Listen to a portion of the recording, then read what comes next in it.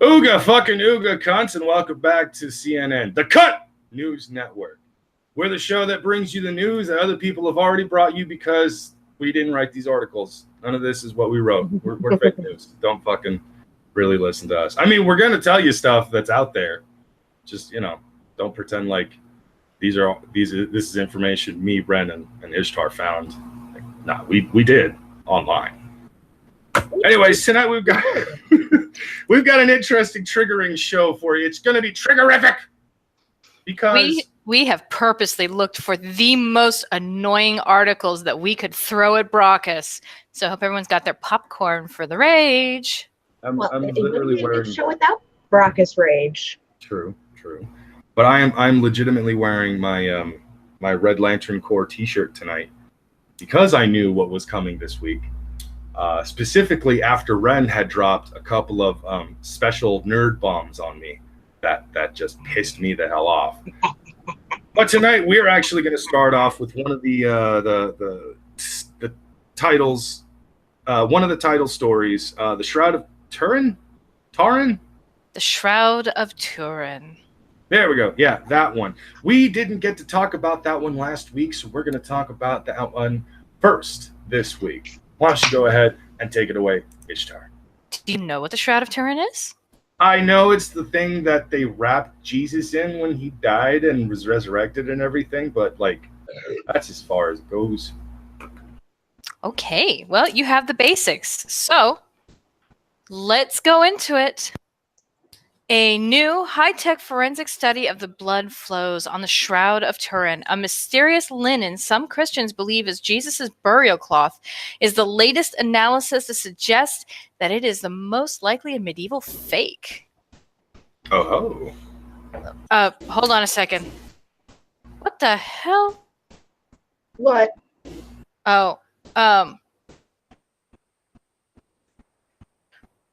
all right, I had an ad pop up and start talking to me, and it freaked me out for a moment, and I had to find the ad. Okay. I hate when Sorry. that happens. I will be on one of these fucking sites doing a bit of research for one reason or another, or even just looking at articles you guys have sent.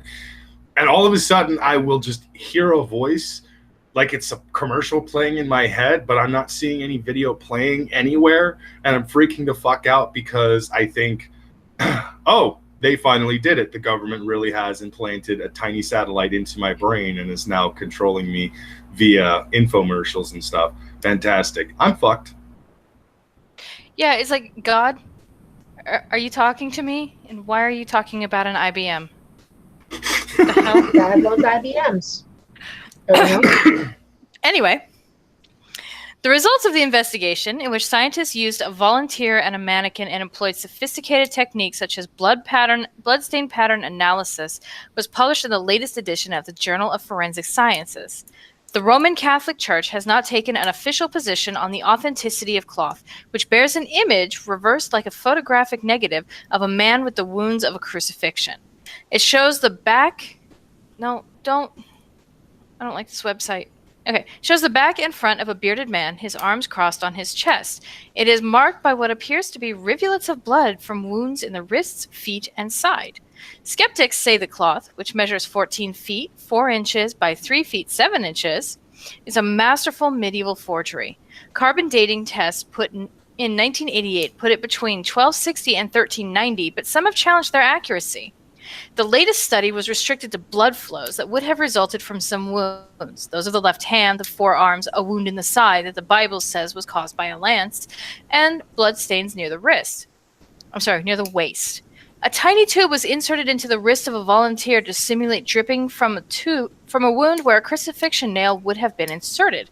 A mannequin was used for the side lance wound.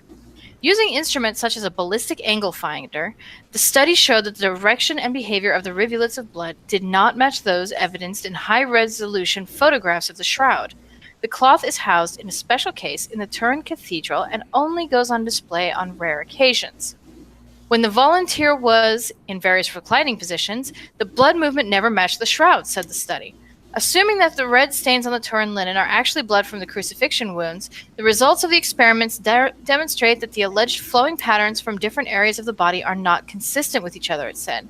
The accuracy of the 1988 carbon dating test carried out on small samples of the cloth by universities in the United States, Britain, and Switzerland was challenged by some hardcore believers who said restorations in the past centuries had contaminated the results.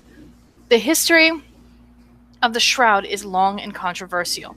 After first surfacing in the Middle East and France, it was brought by Italy's former royal family, the Savoys, to their seat in Turin in 1578. In 1983, ex-King Umberto II bequeathed it to the late Pope John Paul. The Shroud narrowly avoided destruction in 1997 when a fire ravaged the Guarini Chapel of the Turin Cathedral where it is held. A fireman risked his life to save it. That is some dedication. Huh.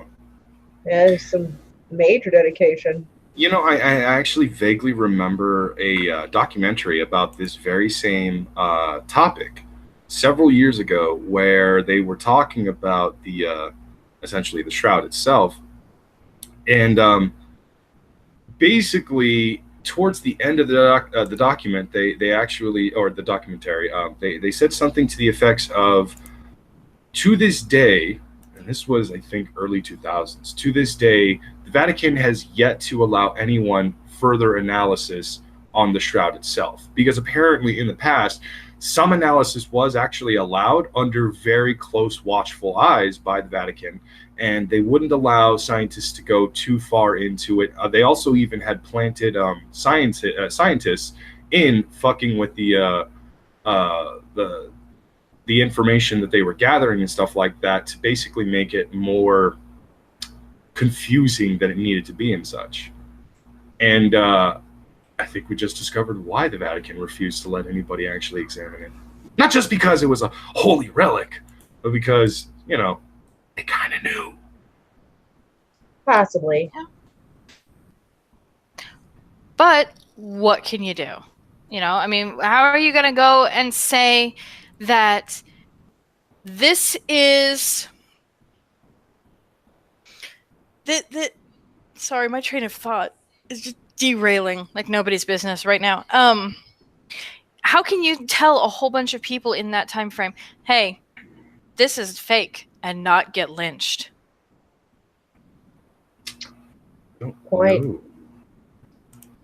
I mean, Rob did say he was going to be doing some research on the Shroud himself, which is one of the reasons why he's not here tonight. Or at least, I think that's one of the reasons why he's not here tonight. No, Rob, unfortunately, is... I've seen a few people mention him in chat. Rob is actually not here tonight because he is with family. He apparently has had family over for a while now. And where he is, he will not be able to actually broadcast. So him trying to do hangouts with us is impossible at this point. Low signal. He probably has enough signal to like tweet and maybe comment on the fucking video or the live stream itself. But that's as far as it's really going to go. I think if he tries to actually join the hangout, we're just going to get Robot Rob all fucking day.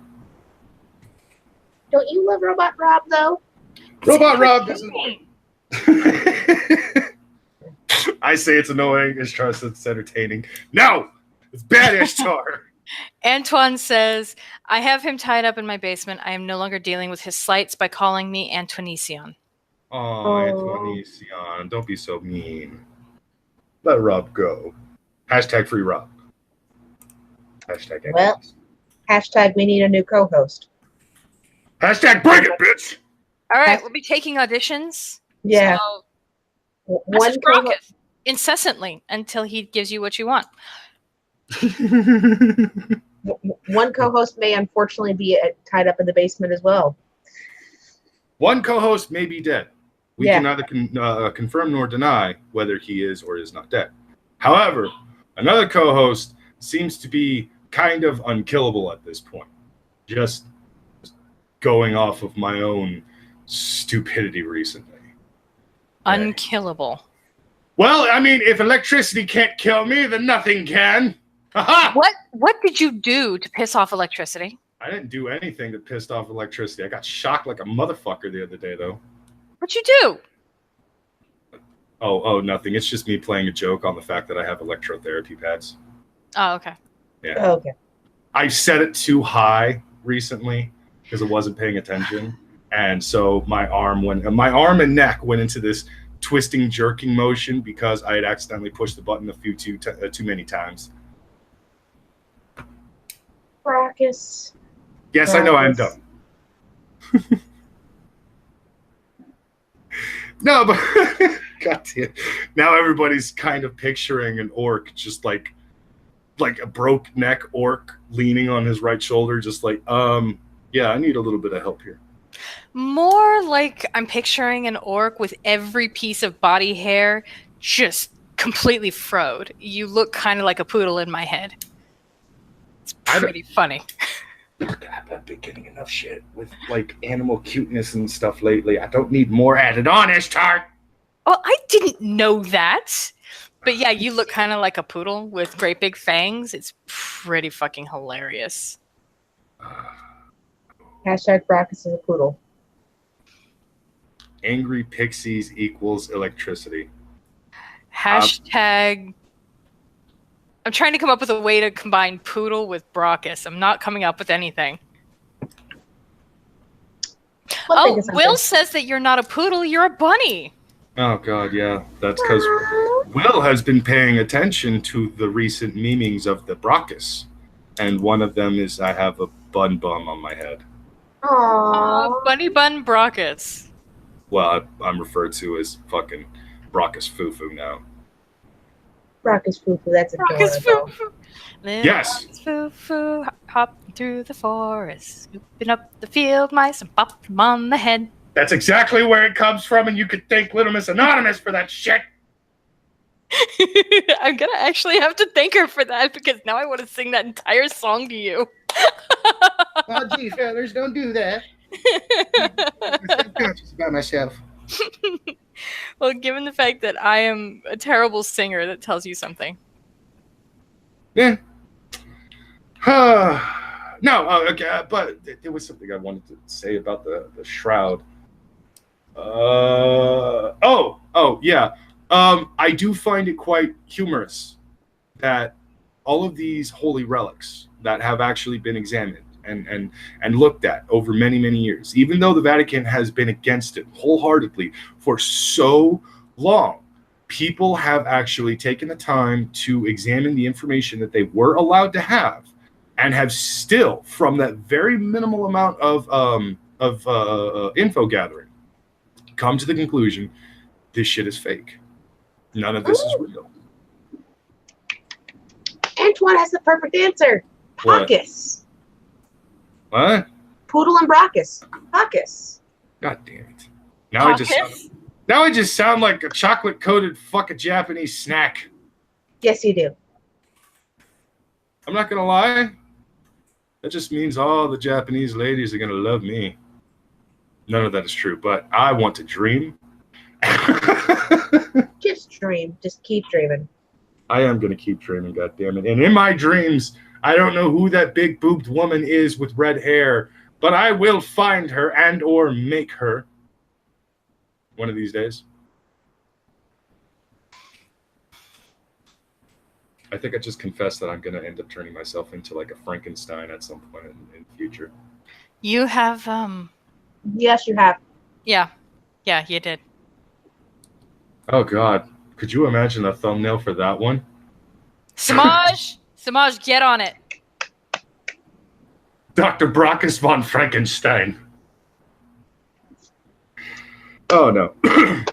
Okay, so, God damn it. It's like I keep telling the world, stop memeing me, but I end up memeing myself worse than anybody else can. You do it for us. That's the fucked up part. I open my mouth and I help. I help more than I should be stopping. And I don't know what is wrong with me. It's like I subconsciously love this shit. And then I fucking just force out more, like, ha ha ha, you guys think you can hurt me? I can hurt me worse than you can. Hold on a second. Let me pull out some of my shit. Aww. Okay. All right, we're gonna go ahead and move on over to one of Ren's stories. I'm not exactly sure which story Ren wants to start with. You know what? Let's start with a lovely one type. Thank you, Brockus, for finding a second article on this subject. It's disgusting that racist comic book fans ruin social media for yet another black actress. Oh, everyone, get your earplugs, because here we go. Since the initial images of actress Anna Diop as Starfire in the upcoming Titans television series came out, there has been a fan backlash against her as a black actress playing the role because Starfire is an orange woman and therefore can only be white, don't you know? What? Hold on. What? I'm gonna. Oh, I want to punch all the things right now. I want to punch everything so badly. I'm going to put myself on mute real quick. I am shaking. I have to move myself to a slightly less. I'm going to wake a lot of people up if I stay in this room. I'm going to move rooms. You keep reading. I'm going to be muted for a minute. Huh? Now that has led to Anna Diop disabling her Instagram due to the barrage of racist attacks against her.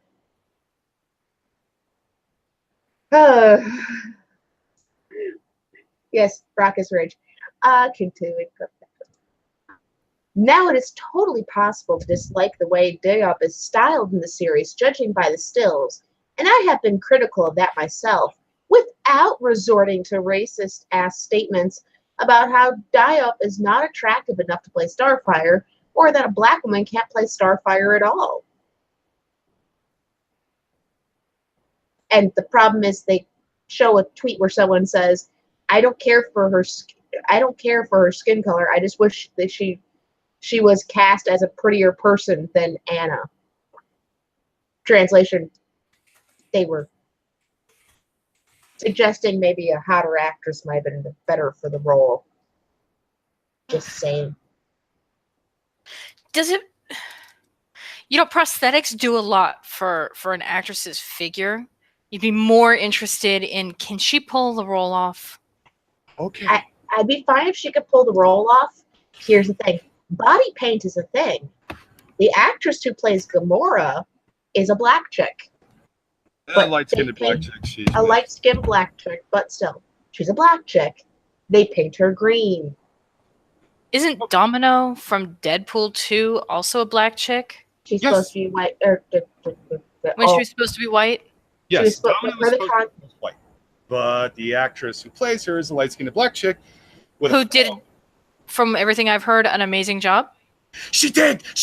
Oh my God. Not only is she hot as fuck, she played Nina perfectly. She was Domino. I had no fucking problems with her. Except the eye thing. The eye thing has been what people pick at. Like, could you not have done the eye thing better? Like, just do the eye makeup better and then we're good. It looks like she did bukkake porn and permanently stained that one eye. Like, that's just, it looks bad. Because they wanted to go with the vitiligo thing. Because the whole, it's a black chick. How about we put a white eye over her instead of a white chick with a black eye? And it's just like, that's stupid. I get what you're trying to do, but it's still stupid. Just put the black eye on her. Yeah, just put a darker black eye, or just go without. Have Domino just be Domino without the white bukkake white stain. There is no black person alive that is actually pitch black. We make those jokes all the time, but their skin color is still lighter than the color of pitch black. For fuck's sake. Come on, people. Like, you're being racist without realizing you're being racist. But more than that... They know they're being racist. That's true. That's very true. All right. But we're going to get to this paragraph now. I'm going to try to read the paragraph, then you rage, Brockus, okay? Hold your breath. Hold your breath. First of all, Anna Diop is beautiful. Her skin is perfect, both in complexion and shade. Second, Starfire is a damn alien, and the woman is orange. What do you mean Diop is the wrong color to play the role? Just look at Injustice 2. Starfire clearly resembles Zenaida / Halle Berry. The idea that she needs to be a white woman is legit absurd. Anyone, no matter their skin tone, would work just fine. I mean, that's a legitimate comment. It's called body paint. If they paid attention to any of the fans, they're just going, why is she not? Body paint. Yeah. Body paint. They're not going to see what color her skin is. Okay. What was the example they gave again? Refresh my Zenaida and Halle Berry. And For they were comparison with superheroes. As in who exactly? As for actresses who, like, she looks like these actresses, and I'm guessing the idea is, well, they would play comic book characters before, which is probably why they referenced them, even though Halle Berry shouldn't play superhero roles ever. Halle Berry has played 2 different technical superhero characters in the past. One of them was an absolute atrocity. And Zenaida? She played the Black Mary Jane. Oh, okay. Okay. So your 2 examples of black chicks playing fucking superhero characters aren't even accurate enough because, yeah, we have Halle Berry who plays Storm, and anyone who has ever watched the fucking X-Men movies, there are only 2 kinds of fucking viewers when it comes to Halle Berry. Either they just flat out love her because they don't give a shit what atrocities she commits on screen. They think she's gorgeous and love Halle Berry and just are huge fanboy and or girl and just basically, you know, oh my God, Halle Berry, she's perfect at everything she does. It's the Beyonce complex, but before Beyonce was a thing. So there's that. And then there's the people that are like, please take her out of the fucking movies. Why did you make me go through this 3 times in a row? She's terrible. That's not Storm. That's not Aurora Monroe. Fuck you, you cunt. I hate that fucking portrayal of one of my favorite fucking characters. Apparently, no one but the director of Apocalypse actually understood Aurora Monroe. And even then, he kind of got it wrong when the fact that she had to get a power boost by Apocalypse to have her white hair. Now, bitch! She was born with the white hair. Oh, Brackus, you're going to love... I'm going to skip to the last paragraph. Because the first 2 are... The second ones are like, okay, whatever. You know, there's problems with it. She admits there's problems with the Titan trailer and probably the show. We get that point. By the way, I just want to point out to everyone, this is not a movie. It is not a movie. I don't know how many times I have to tell people this. This is not a movie, and this is a legitimate show. I don't care if you want to try to say it's just an origin story for Titans. It's not a one-off series. It's a show. It's a legitimate show. They're going the route of Netflix, like the MCU, except this probably doesn't have a direct tie to the DCEU. Nope. This is most likely the same thing as the CW, except now, because they have more leeway and aren't confined to certain rules like on the CW, they can actually have cussing, such as in the preview, fuck Batman. Again, I will argue that later. All right, here's the last paragraph. And we'll get real Brackus rage from this. Oh, God. I know people are salty that women of color are stealing all these red-haired characters, but them's the breaks. We got Iris, we got Jimmy Olsen, we got Starfire, and you know what? We're coming for Poison Ivy next. What? Read that one more time, because I'm pretty sure my brain just kind of clicked out partway through. All right, give me a second. I mean that. I know people are salty that women of color are stealing all these red-haired characters, but them's the breaks. We got Iris, we got Jimmy Olsen, we got Starfire, and you know what? We're coming for Poison Ivy next. Oh, you don't just got those 3. You've got also MJ. Let's be honest there. They've also taken MJ away from us. And see, this is the kind of thing that does legitimately piss me off when it comes to these particular things, because I've been saying it for a while now. I do find it a little weird that these these redheaded fucking white chicks, these redheads in comic books in general, have been consistently hijacked and taken over by, well, people who decide, no, we don't want to actually have a legitimate fucking redhead. We don't want an actual ginger in the story. Let's just go ahead and use somebody else for that. I've been sounding like an asshole about that and everything. I just find it fucking weird. I really do find it weird. And now this article is basically backing up my theory that they're actually doing that. Just wait till later in the show. I have a fun article that is a counterpoint of the Mary Sue complaining about the black Buffy the Vampire Slayer. Oh no, I know. I saw that one, and I find it fucking hilarious. But compare it against this one. You're racist for thinking that they should have just fucking used body paint to make Starfire orange. But don't do Black Buffy. Leave Buffy the Vampire Slayer alone. Okay. Normally, I do not care. Normally, I really do not care. When I found out Idris Elba was playing Heimdall, I thought that was a little weird. But I like Idris Elba, so I didn't really think too much on it. When I found out that Iris was being played by a black chick, I was very standoffish and I was very weary because I wasn't sure the character was actually going to be able to portray that character correctly. Hold on. Uh-oh. Anyways, I wasn't sure that I was going to be able to enjoy the character due to the fact that, once again, I was seeing somebody being essentially race changed in the actual live action portrayal of this character.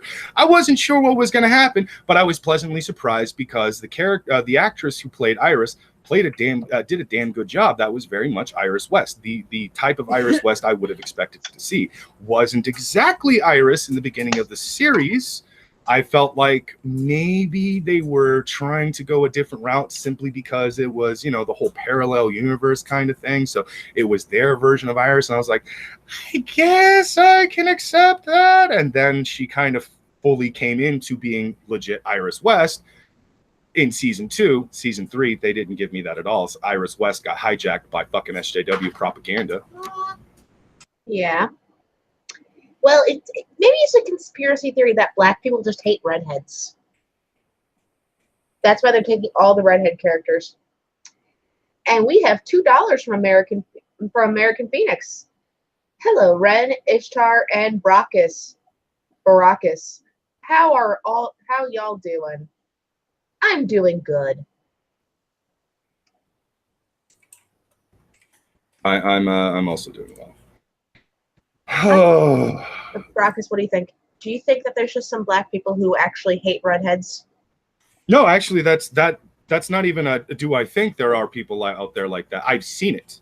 I've seen it on Twitter. I will every once in a while go to these so-called popular hashtags or these hashtags that people direct me to and stuff like that. I don't always do it, but every once in a while I go to see, so what's going on with the extremely intolerant left? And yes, they legitimately hate white people. There are a lot of black people out there that legitimately hate white people. And it's probably because of upbringing. It's probably because of personal experience. Whatever the case is, there are legitimate racists on the other side, even though they want to continuously argue they can't be racist because we've redefined the fucking word, which is stupid as shit. But there are legitimate racists out there. Black people who hate white people. And I have actually seen several tweets from people in the past where they specifically despise, above all others, the gingers. They do not like redheads and white skin. There's something about it that makes them think, evil devil, you are. As someone who has a ginger as a younger sister, can confirm They're they evil. are evil. Okay. As someone who is technically a ginger IRL, can confirm Ishtar can be evil. I am not a ginger. Technically. Don't even try to argue. I've met you in person in case you forgot. Yes, but I have red hair dye. I'm a natural brunette. Yes, I understand. Am not evil. But you went out of your way to reflect the inner Ishtar with your hair color. Brockus, do not make me steal your soul for revealing secrets you shouldn't reveal. Good luck. My soul was taken a long time ago when I decided that apparently a girlfriend was more important than, happiness, I guess. I don't know. I think that's how I got my first girlfriend. Either that or I sold my soul to the devil for a really awesome steak. You sold your soul cheap. I'll have to take something else away. Yeah, that steak was awesome. Okay, fellow gingers, I'm gonna need some help here. I am a pseudo ginger. Yes. I need some advice on how to deal with Brockus for revealing secrets. My Twitter DMs are open. Still a ginger. Shush, Brockus. Actually, yes. Bruni wants. I just looked at the chat again. Bruni is pointing out something else. Heimdall's literal his name is translated very loosely to either the pale one or the white one. Heimdall's name is actually a reflection of how he is supposed to look. And here's the other thing: if you actually look up the legitimate Heimdall in Norse mythology, much like Thor, he's supposed to have red hair as well. Again, they hate people. They hate redheads. That's why they're going after all those characters, because diversity. I kind of really liked the Black Heimdall. I'm not saying anything negative about it. I'm just saying that I do find it, I found it very odd, and now this article is only backing up my theory. I found it very odd that it was only the redheaded white characters that were actually being basically recasted as black actors and actresses. It just seemed very strange to me. Now, there are other examples where black actors are actually playing characters that are not supposed to be gingers and stuff like that. For example, The Dark Tower. Idris Elba, once again, is actually, playing a character who's supposed to look like Clint Eastwood as described in the books, but whatever. Okay, fine, I guess. And that's an example of Idris Elba playing someone who's not a ginger, but still a white guy. There are plenty of examples of stuff like this all over, media. Excuse me for a moment, guys. I have a feeling she's actually a fan of The Dark Tower and is now pissed off because she just found that out. Yeah. But the point I'm trying to make is that I found it odd that it seems to be happening to this specific set of group, or this specific group here. And it was just weird that it was happening to these characters specifically. Now, again, Domino is a character who's not a ginger. In the comic books, Domino has pitch black hair, a pitch black eye over her a pitch black dot over her left eye, and pale white skin that never tans or anything like that. It's sort of like permanent sunscreen kind of thing. I'm back. Welcome back. But that's Domino, okay? And again, I had no problems with that Domino. That was a fucking fantastic Domino. I just find it odd. I find it very odd that this continues to happen to the redheaded fucking characters more than anything else. And I don't know what's going on. It makes me wonder if there truly is some sort of crazy fucking, conspiracy theory story going on, this agenda literally going on in Hollywood, where people are actually having these meetings and saying, okay, so because they are demanding it, we cannot have a redheaded white girl on TV, on these movies and in the TV and all that stuff. Thankfully, however, because of Iron Man 2, before this stuff ever really exploded like it did, we did get a legitimate redheaded white girl character who is a legitimate redheaded white girl in the movies in the MCU in Scarlett Johansson's portrayal of the Black Widow. Mm-hmm. But since then, almost every one of them has been hijacked, so to speak. I just find it very odd. And it's not necessarily that I just, I have a problem with their skin color. No. I like the portrayal of these characters to be accurate to what they are in the comic books. One of the biggest reasons why I've been raging on fucking the Titans series is because, one, Raven's character is very fucking off. In the trailer, she's begging Robin and the others to help her, when in the comic books, Raven would have never done that. Raven doesn't beg for fucking people's aid or help and shit. She tries to settle things on her own, and when she can't, she turns to her friends, which for the longest time she never believed she had any until she joined the Titans. This is the actual creation of the Titan, mind you. Until she had joined the Titans, she never thought she actually had any friends, that she could depend on people. And the only reason why she ended up depending on people like Robin, like Starfire, or anybody else was because they kept pushing the whole "let us help you" concept. And she finally did in comic books. But in the trailer, it's basically, there's a problem happening and I can't handle it. I need your help. What? How is that Raven in the slightest? You fucking ruined her characteristics. Also, why is the gem on a necklace and not her fucking forehead? Let me guess. She doesn't actually know what's going on with that fucking gem, does she? She has no idea about her lineage, does she? She just knows something's wrong, something's up. And she's a super goth magic girl, and she doesn't understand anything. Yeah, that's the character development you want to go with? Fuck you, you're retarded. Beast Boy and Starfire, two of the best parts about their fucking characteristics was the fact that they were socially fucking rejected. When he was on Doom Patrol, and even when he was on the Teen Titans, Beast Boy is a green-skinned young boy who transforms into fucking animals and is a vegetarian, especially during times in the 1980s and I believe the 1970s. No, Doom Patrol came out in the 60s. Shit. But basically during a specific time period, an era when vegetarians were a rarity. That was Beast Boy's whole thing. Although the vegetarian thing isn't even much of a fucking big deal. Now he's actually more vegan, whatever. I don't give a shit. Still, it's the green skin that causes society to basically reject him. He feels very lonely and very alone and like he's not good enough to actually be around normal people and shit. But you know how he combats that? He hides his fucking internal pain with humor. It's one of the reasons why Beast Boy was such a beloved fucking character to begin with. It's one of the reasons why Beast Boy was one of the few people from Doom Patrol that continued to exist on in the comic books years later when he joined up with the Teen Titans. Why Beast Boy was so popular after joining the Teen Titans, his character never goes away for too long. Beast Boy is extremely popular because of his character development, because of the fact that he is that jokester, that prankster young character who always hides his pain with humor. It's an important fucking thing to his character. And for you to take it away from us and basically say, oh yeah, he has a green skin, but only when he fucking transforms. Fuck you, DC. And Starfire, holy shit. Starfire is a fucking alien on so many goddamn levels of the definition. Not only is she an actual alien from a fucking planet, but she's an alien culturally as well because she comes from a very proud warrior race who are surprisingly also very sophisticated and also very civil, even though how they are civil is by beating the shit out of each other.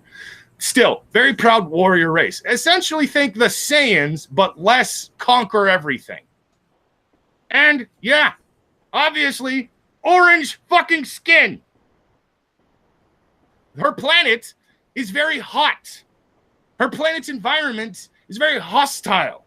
And her planet's environment caused her people to have orange fucking skin.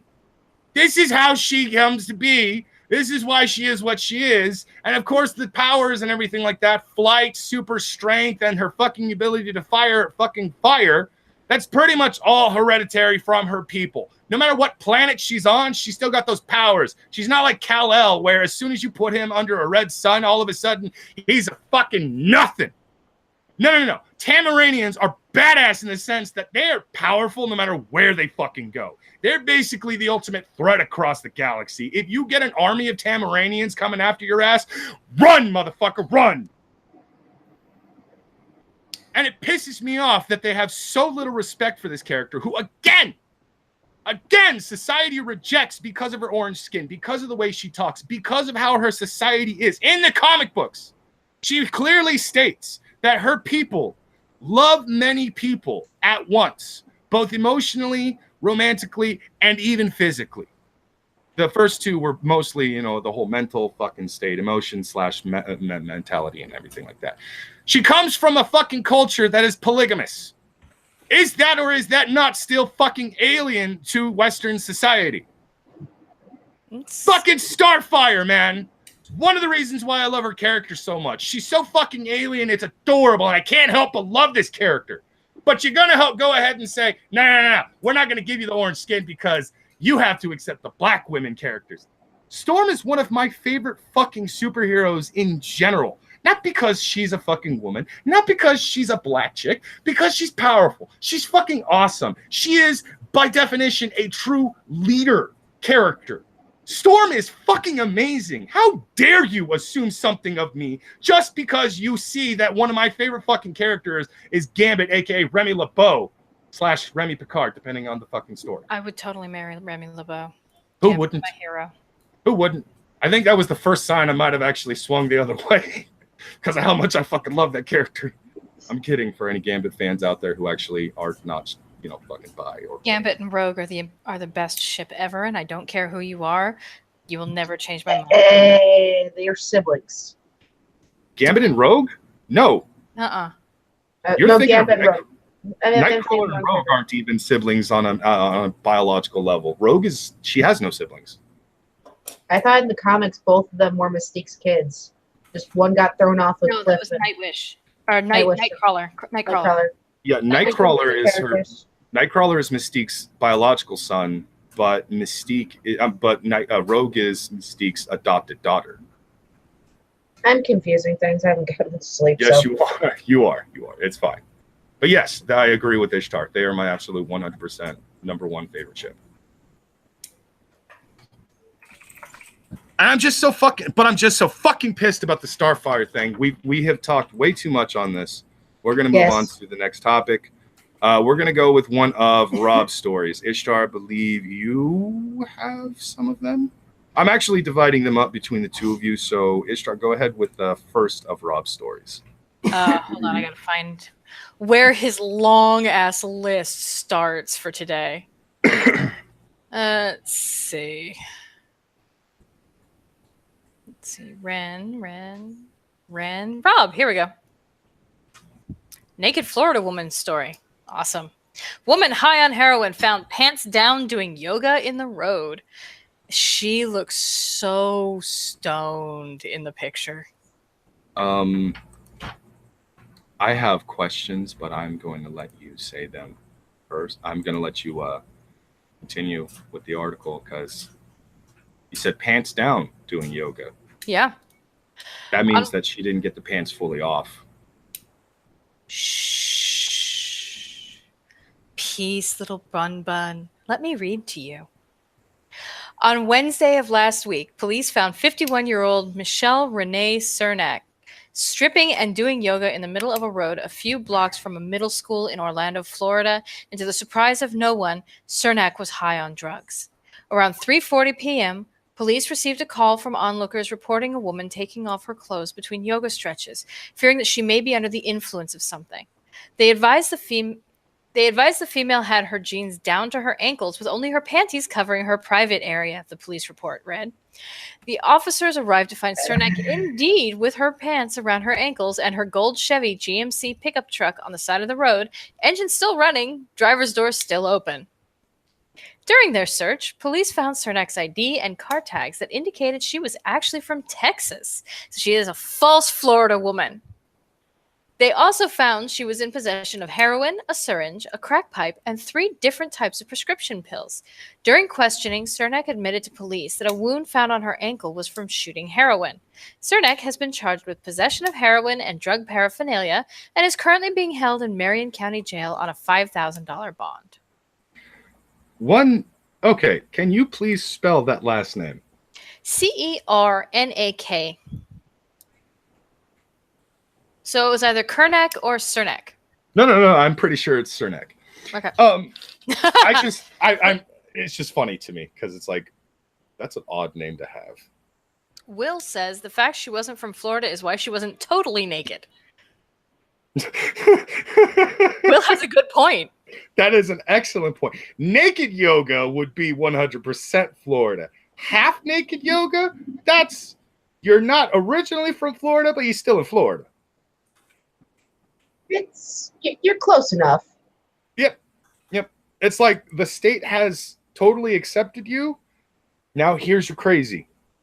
It's not 100% crazy, but it's getting there.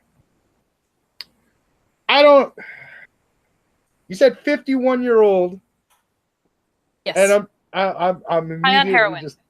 High on. Wow. I was sure it would have been meth, but then again, this is not a born and raised Floridian or Floridite or whatever the fuck they're called. It's just it's amazing what that state will do to people. I now fear for Mark's inevitable fucking travels to Florida, just because, like, we know he's going to Florida. I don't think those plans have changed and everything like that.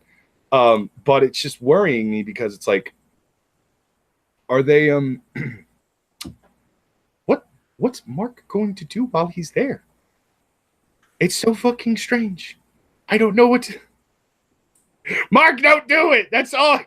Damn it. Oh, was there anything more to Miss Nakedness? That's it. That is the end of her story for this time being. Heroin, not meth. I'm still shocked on that one. I know, particular. Right? Like, you know, it's fine if they're not originally from Florida. We understand what that state will do to people, but the fact that meth wasn't involved, that worries me a bit. Maybe they're upgrading to heroin. Oh, here's the best part, though. I do remember this from Ren's stream a couple of days ago. There was a third incident of someone being reported being on the hood of another, or being on a car, on a moving vehicle going at high speeds. Oh my God. Because he didn't want to pay bus fare. That fucking state, man. It's not the people, it's the state that will just warp everybody's minds. It's the heat. It's got to be the heat. That it's overly exposed to the sun. Everybody needs to leave.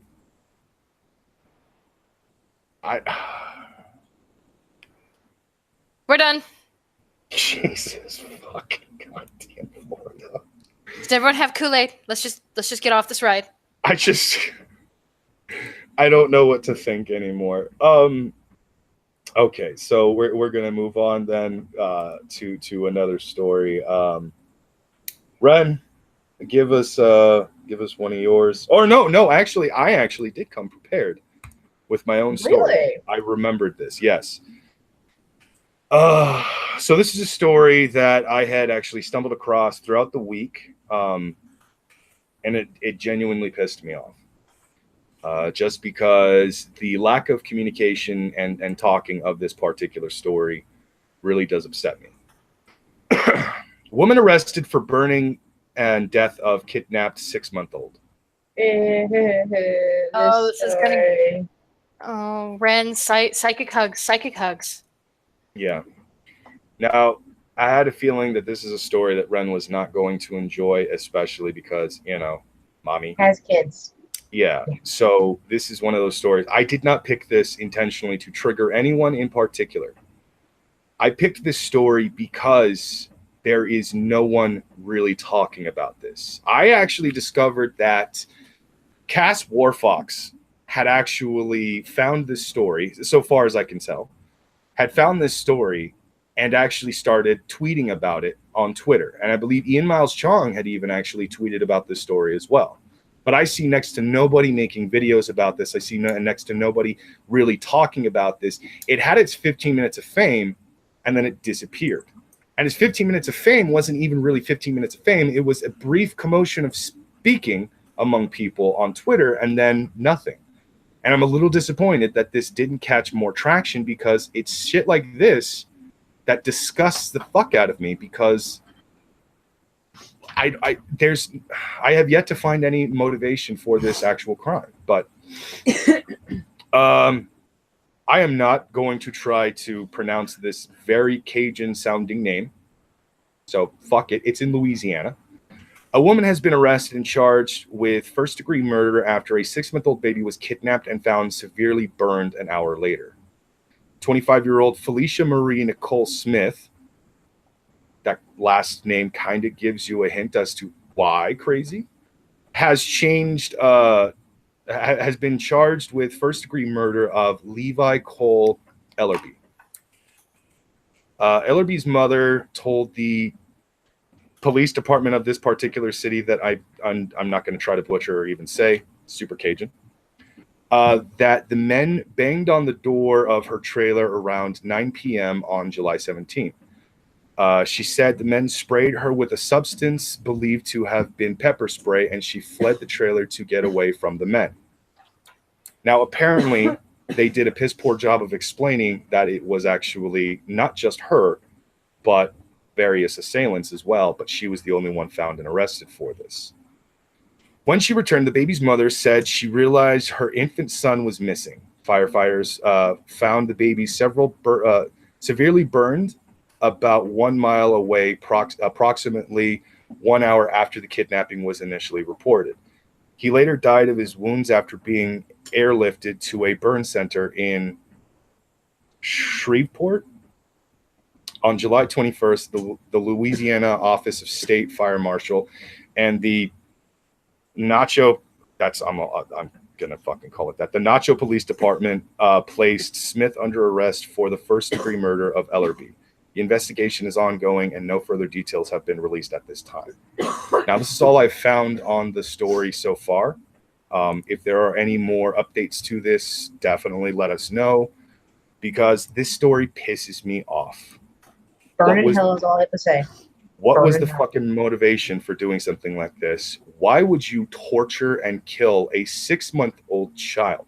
This is the kind of stuff that disgusts the fuck out of me when it comes to human beings. Doing something like this to such an innocence is one of those things that causes me to have zero fucking mercy for wrongdoing people. I will be lenient on thieves. I will be lenient on murderers who accidentally murder or intentionally murder for survival or whatever the case is and shit. I will be lenient on a lot of different violent crimes and non-violent crimes. This is something I am never lenient on. I will never budge from my stance of you're a fucking monster. You don't deserve to live. And that's my stance. You do not deserve to live. I'm not going to advocate for violence. I'm not going to call for your death. I'm not going to do any of that shit. However, in my mind, you should not be breathing. No arguments there. There's a reason I avoided this story on my channel, and it's not because it's not newsworthy. I love Tyros. I was too afraid of my rage that come out. Oh, no, fair enough. I was going to cover this story, and I was going to talk about this story for the purposes of no one else is. And it's one of those stories where we have to actually talk about it, because there are people out there who do shit like this. And we don't know their motivations. We don't understand why they do stuff like this. You fucking need to know their motivations? I don't need to know their motivations exactly, but why has Philly D not said anything about this? As far as I'm concerned, as far as I know, Philip DeFranco has not talked about this story. Maybe not enough people actually sent the story to him, but Philip DeFranco has not talked about this story as far as I know. I have not seen or heard a single video that covers this story. And it's a little disappointing. It's a little heartbreaking to know that some people in Louisiana have done such a horrible and heinous crime, and no one cared enough to talk about it. Ian Miles Chong did. Cass Warfox did. But that's as far as it went. The thing is, and here's a sad state of affairs. This is just... Before I say this, understand that this is a horrific story. And absolutely, the person who's responsible should be set ablaze and left to scream in the lowest levels of hell. But when you look at it in the way of news, this is just another horrible thing. Just one more bit of news. Yeah. In a long line of horrible things that they're focusing on. Now, here's the more twisted aspect of it. Cass Warfox was talking about this, and even went to Racist Watchdog to ask, why have you not gone after the story? Racist Watchdog basically said, because it's not racist, which is technically true, but I'm a little skeptical about that. And the only reason why is because, well, This is the person that they are talking about. This is the woman who was arrested. Mm-hmm. Ellerby was a little white kid. No one's talking about this. And may they tell the people in the court, in the jail, what she did. Also, this is the reason why I'm not pronouncing it and why I called it nacho earlier, because I'm not going to try to pronounce this. Tyro, if you have the tongue for Cajun, go right ahead and try to pronounce it. Now you understand why I said nacho instead of fucking try to pronounce this goddamn fucking Louisiana mistake. But yes. So that's why I'm saying that there's a lot of things about this story I want to know more about, and people deserve to know more about. And there's the nephew, there's the siblings, the kids again.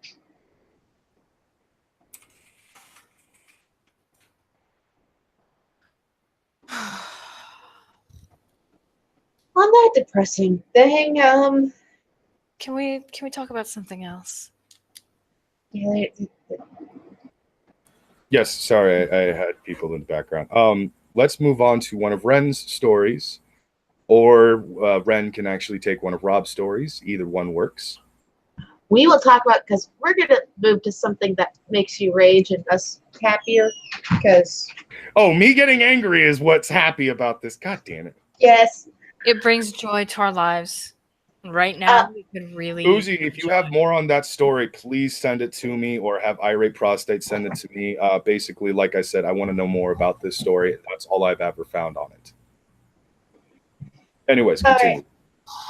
Strip clubs could be outlawed in Scotland as new government guidelines rules lap dancing as an act of violence against women. Wait, how? What? I've gotten several lap dances in the past. Some of them were kind of painful, but in a good kind of painful. Ew! I'm sorry, when you drop your ass onto my lap like that and everything bounces and jiggles, whatever pain I have just felt, it has been absorbed into pleasure.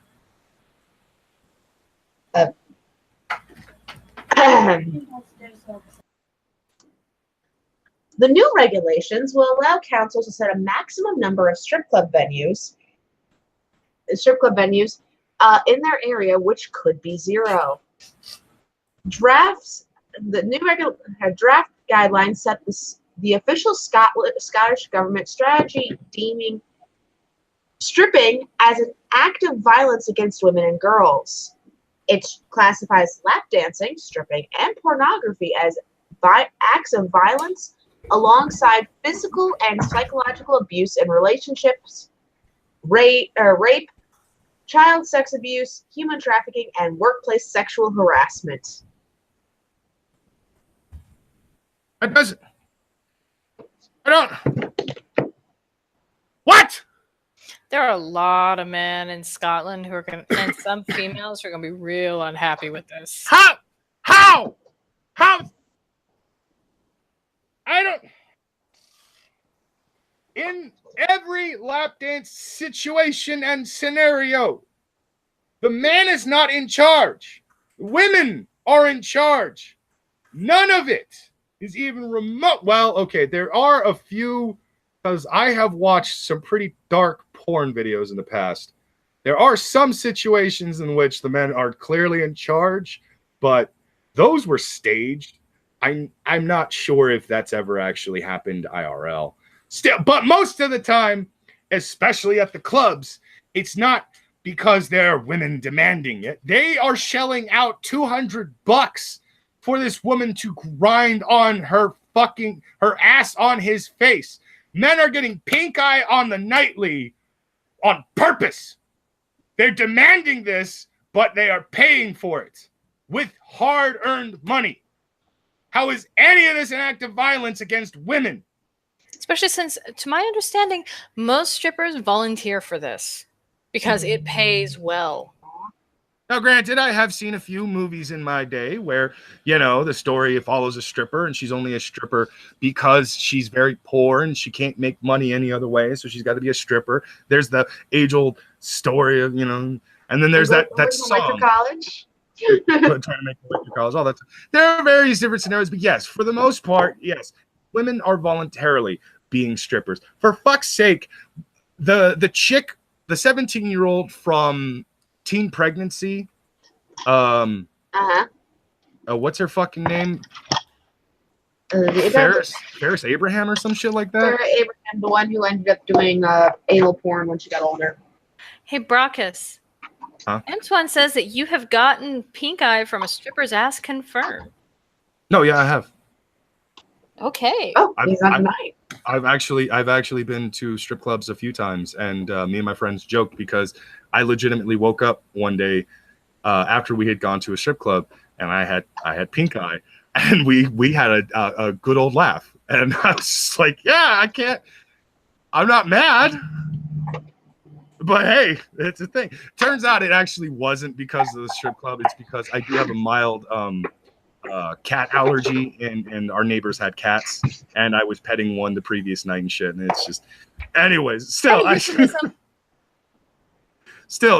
just one of those funny coincidences, and I don't care. I've had strippers' asses in my face before. It's fucking fantastic. I paid a lot of money for that ass to be in my face. In fact, on my 30th birthday, or maybe my 31st birthday, no, 30th, I was living in Vegas, and I went to a strip club, and I dropped a lot of money at this strip club. I was by myself, by the way. I got drunk. I got the strippers drunk-ish, and I had them both grinding and dancing all over me. Oh my God.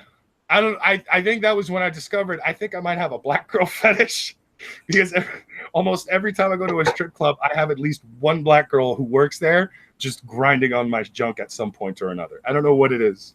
I think it's because they actually have a white boy fetish. I'm not sure. Either way, it was fucking amazing. I had two girls' asses on my crotch. Never been harder. Well, at that point, I had never been harder. Holy fuck, it was amazing. I almost fucked them both. I got too drunk, though. Yeah, it gets worse, though. A number of women's groups are not only backing these new regulations, but they're calling for the government to follow in Iceland's footsteps and ban strip clubs completely. That's...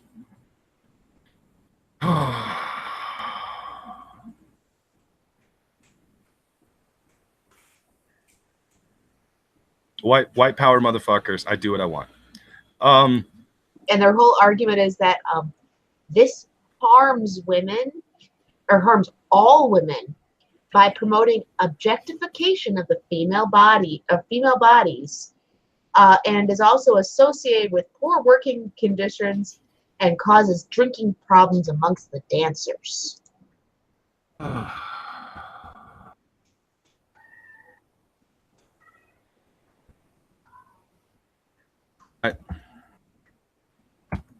There's no way we can win, can we? Yeah.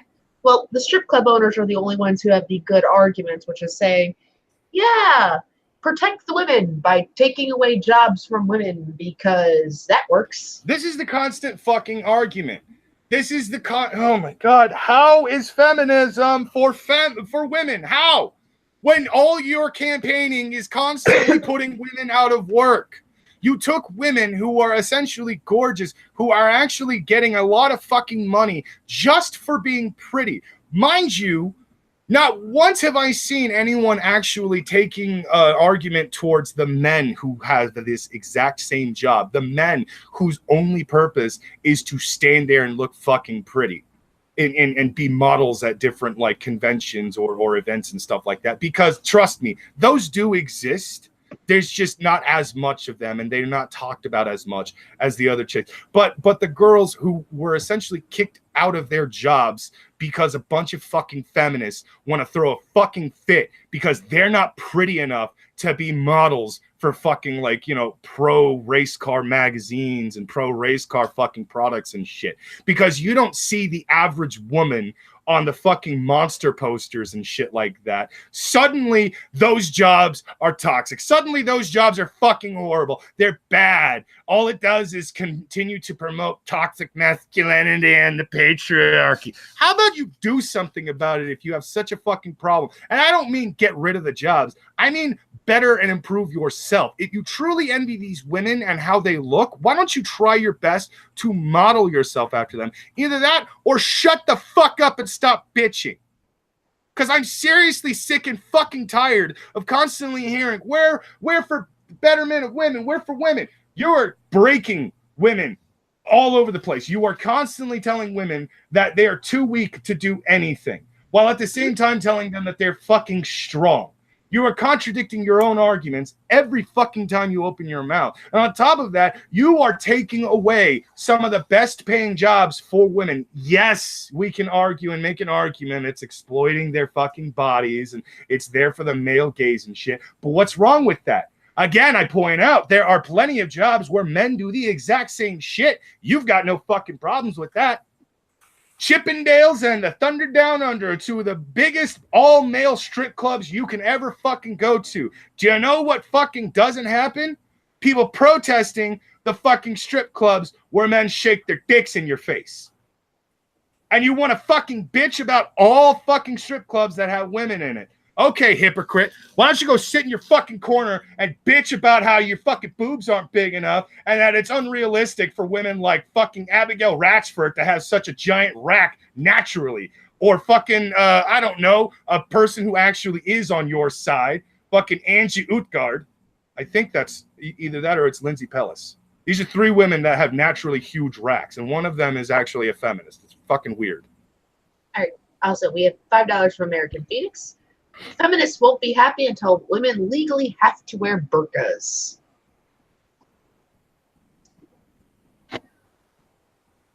There, I'm not wearing a burqa. I'm not. Fuck that. They're too hot. I don't have everything in my house. Yeah, but then again, there's also the problem of if you say your movement's about women having choices, why are you attacking women who make different choices?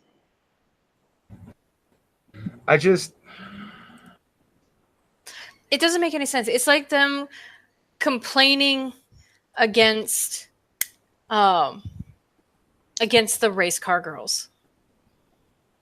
They bitched and moaned about it, and then who paid for it? The race car girls who lost their fucking jobs. I think I can't remember who did the video on it, but they did an excellent job. I want to say it was either Bearing or maybe it was Sugar Tits, but one of the two. I think, did a video on exactly that topic, and they clipped together very brilliantly three women who actually lost their job because of this fucking bullshit. And the woman who actually caused them to lose their job were on a talk show. And the woman who caused them to lose their job was spewing her fucking hot garbage. And the women who actually lost their job, they eventually came on, and they basically said, it was actually my choice to do this. And it turns out that the three women that they were actually bringing onto the show were actually very smart women. They legitimately, they gained a part-time job. It wasn't just a part-time job. They used their money very wisely. They get paid a lot of fucking money, and they invest it in very smart ways to continue to ensure that they actually still have money while being, essentially just a model and stuff. And it's a job they've always wanted to do. They've always wanted to be a model, but that wasn't always their end goal. One of them, I believe, actually has a college fucking degree in an actually predominant field. I can't remember what it was. I think it was English, to be specific, but still, it's like not all of these women are just a bunch of brainless bimbos. Yeah, a lot of them are actually college educated. And Thorne's made up a good point. They did it because it was fun, and a lot of times, some of the women were quoted in articles as saying it was because of the fun and it was travel, and it wasn't a full year-round job. So for part of the year, you traveled, you had fun, and then you could do other stuff. Abigail Ratchford makes a living being an Instagram model. This is something that is mind-blowingly fucking surprising, but it is accurate because how she makes her money, how she actually gets to live the life of luxury that she has is by legitimately advertising for companies. One, she actually uses and backs up herself. But also, she advertises their products on her Instagram photos, and because of how much traction she gets, That's why she gets such a huge fucking paycheck. It's not to the point where she's like more fucking powerful and rich than the Kardashians and shit. No. She does very well for herself. But here's one of the other things. I recently watched a video on Abigail. She does give back to the community. She actually donates frequently to various charities, and she does her own charity funds herself, where she will actually do makeovers for people, for contest winners and stuff like that and everything. And she's actually a really good person. If you actually get to know Abigail Ratchford, surprisingly, she's one of those people that is incredibly down to earth. And her ideal guy, shit you not, dad bod. Not fucking like very well-toned, fit, muscular men. Dad bod. Dad bods are nice warm heaters. I think that's why she likes him. She wants a dude like Leo DiCaprio when he was fat in between filming. And I'm just like, wow, that's fucking interesting. Again. But it's like, fuck you for thinking that these are just a bunch of vapid, brainless fucking women who are just being exploited by men. There's so much more going on here. And yes, as you pointed out, it is event by event. They get to travel the world for each different event and stuff. They're essentially like athletes, except instead of actually working out all year long to basically be the best athlete they can be when it comes to baseball or football season and shit. No. These women will work out all year long to be the hottest chick on the fucking racetrack. Ooh. Fucking pissed me off, man. Yeah. All right. Ishtar, let's get one of your stories. I'm tired of me fucking getting so mad at these goddamn feminists. How would you like to know why we shiver when we pee? I don't. Wow, Ishtar, what the fuck? Fine. Let's find out why we shiver when we pee. I swear to God, if this leads into pee masturbation, I'm going to be mad. No, this is an actual science article. Almost everyone will be familiar with the comical sight of a baby who suddenly elicits a violent shudder. It's a pretty reliable indicator that the infant needs a diaper change. That's because peeing is oddly associated with shivering, a strange phenomenon that persists even into adulthood. But what's going on inside our bodies to generate this unusual response to a basic daily function? Truth is, we don't really know. There's no peer-reviewed research on the subject to shed light on the precise biological underpinnings of this phenomenon. But from what scientists do know about the bladder and its relationship with the nervous system, they've pieced together some possible explanations for why we shiver when we pee. These center on two main ideas. It's caused either by the sensation of the drop in temperature as the warm pee leaves your body, or by a confusion between signals in the automatic nervous system. The first idea is founded on the common sense fact that we typically shiver when we feel a sudden chill. As far as peeing is concerned, the logic goes that when we expose our nether regions, an obvious necessity for peeing, to cool air and then simultaneously void the body of warm liquid, it creates an internal temperature imbalance, a chill, that triggers an uncontrollable shiver. Some scientists, however, aren't convinced by this idea, including Dr. Simon Fulford, a consultant urologist at the James Cook University Hospital in the United Kingdom.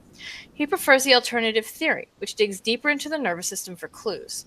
The process of urination is overseen by the ANS, a control center that orchestrates many automatic bodily functions, such as temperature and the beating of a heart, Fulford said. Obviously, urination isn't entirely automatic because we do have voluntary control over when we pee, but before that crucial decision point, urination is largely governed by two parts of the ANS, called the parasympathetic nervous system and the sympathetic nervous system. So, are you guys still with me, or did you fall asleep? No, I'm with you, kind of. Like the science. Once you get the scientific terms, I'm trying to understand it as best as I can, but I'm still with you. Okay. Well, as long as you're still awake, I can keep going. Then, if you're asleep, I can't help you. No, I do find it kind of interesting. The whole because of the temperature change. That would make sense, but at the same time, not too convinced on it. Annie is saying in chat that we shiver because of sin. Oh, that's entirely possible. That's why we pee, I guess. Is that also why we poo? We're purging the sin of whatever we were eating earlier. When the bladder reaches fullness, tiny stretch receptors in its muscular wall detect the motion of the bladder stretching and activate a set of nerves in the spinal cord called the sacral nerves. In turn, these spring the PNS into action, which causes the muscular bladder wall to contract, preparing to push urine out of the body. This automatic process works like an on-off switch, suppressing the instructive nerve reflexes while the bladder is still filling up, but stimulating those reflexes to act when the bladder is full, Fulford told Live Science. An odd quirk of this arrangement is that when urine leaves the body, blood pressure drops. There does seem to be good evidence that blood pressure rises slightly with a full bladder, and that this drops on voiding or soon after, Fulford said. What happens next, however, is difficult to untangle biologically speaking. But it seems that this sudden dip in blood pressure spurs a reaction from the sympathetic nervous system, a part of the ANS that is involved in the body's fight or flight response. The SNS regulates many factors, including blood pressure, as a part of this reaction. Experts already know that when the SNS detects low blood pressure, it releases a series of neurotransmitters called catecholamines, which among their many functions will carefully restore blood pressure to its formal balance across the body. When it comes to urination, it's possible that this sudden surge of catecholamines causes the pee twitch. Do you pee twitch, Ren? Only if it's been several hours and I've been holding it. But why? For reasons that aren't fully understood, the interaction between the two nervous system components, the release of urine fine-tuned by the PNS and the surge of catecholamines orchestrated by the SNS, may be causing mixed signals in the nervous system. That seems to trigger a glitch in the system that makes us shudder involuntarily. Fulford says a similar phenomenon called autonomic dysreflexia sometimes occurs in patients with a spinal cord injury. This happens when a stimulus, like a full bladder, occurs below the site of the spinal injury, resulting in an excessive autonomic nervous system response that causes the blood pressure to climb rapidly, the pulse rate to drop, and patients to flush and sweat, he explained. This incongruous reaction echoes the weird shivers that we get when we pee. Another clue is that men seem to experience this phenomenon more than women do, which might be explained by the fact that men usually stand when they urinate, possibly intensifying the dip in blood pressure that's thought to precede the shudder. Whatever the cause, this bodily oddity shouldn't be a cause for concern. There's not been any substantial research on this subject, but it's a normal bodily function and nothing to worry about, Dr. Grant Stewart, an academic urological surgeon at Cambridge University in England and chair of the Urology Foundation's Science and Education Committee in the United Kingdom, told Live Science. In fact, all men really have to worry about is getting their aim right when the shivers strike. All right, everyone, okay. No. Put a 1 in the chat if you have had the pee shivers. Put a 2 in the chat if you haven't. First of all, I want to point out men pee standing up because it's far more convenient and a lot easier to just open the fly, go, keep walking. That's it. It has nothing to do with some sort of fucking preference because of bodily function or anything like that. No. It's because we have the tool that allows us to not piss on ourselves when we do it. Women, on the other hand, require, I would say, months or even years of skill to be able to slightly squat, aim, and not piss on themselves. It's as simple as that. Second of all, everything you described pretty much can be summed up with, we pee because it's a sin. And we're expelling the sin from our body. So Annie was right. I'm sorry, but I'm going to give that one to Annie because everything you described, it just sounded like your body is a sin and you must get rid of it. There are a surprising number of people who have had the pee shivers. I can honestly say I have never had that. I peed and shake. Had the all over body shake and everything like that, but that's because I held it in for so long that when I released it, it was just a lot. Yeah, I've had those moments. Try driving in the middle of nowhere to that long stretch before you get to the next gas station. It's fun.